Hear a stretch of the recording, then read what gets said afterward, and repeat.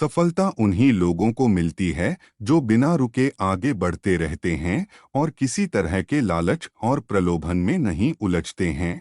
इस संबंध में एक लोक कथा के अनुसार पुराने समय में एक संत के पास गरीब किसान पहुंचा।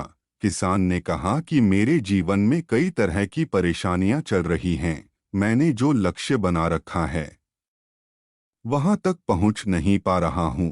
मैं इधर उधर के कामों में उलझ जाता हूं और सब काम बिगड़ जाते हैं। संत ने उससे कहा कि मैं तुम्हारे घर आकर तुम्हें कोई रास्ता बताता हूं जिससे तुम्हारी ये समस्याएं दूर हो सकती हैं।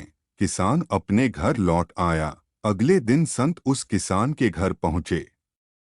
उस समय किसान घर पर नहीं था।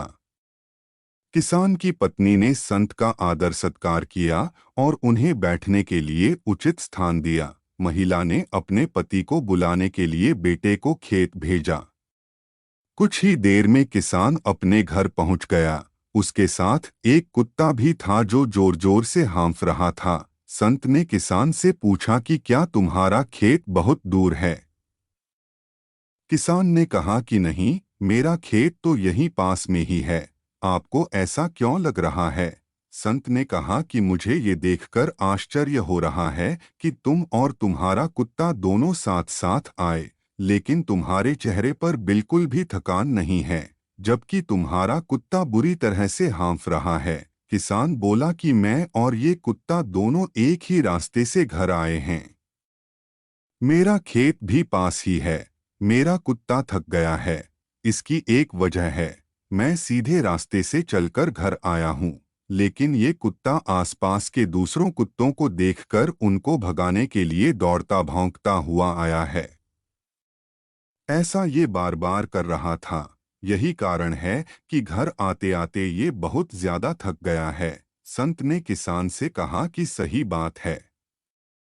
ठीक इसी तरह हमारे साथ भी होता है। हम किसी काम को पूरा करने लगे रहते हैं, तब हमारे सामने कई तरह की रुकावटें आती हैं। हमारा बुरी आदतें हमें काम को पूरा करने से रोकती हैं। कई तरह के लालच मिलते हैं। अगर हम अपना काम छोड़कर इन बातों में उलझ जाते हैं तो लक्ष्य अधूरा ही रह जाता है। हमें सफलता नहीं मिल पाती है। संत ने आगे कहा कि अगर तुम किसी लक्ष्य को पूरा करना चाहते हो तो तुम्हें सिर्फ अपने काम पर ध्यान देना चाहिए। दूसरी बातों में समय बर्बाद न करें। सिर्फ लक्ष्य पर ध्यान लगाओगे, जल्दी ही वहां तक पहुंच जाओगे।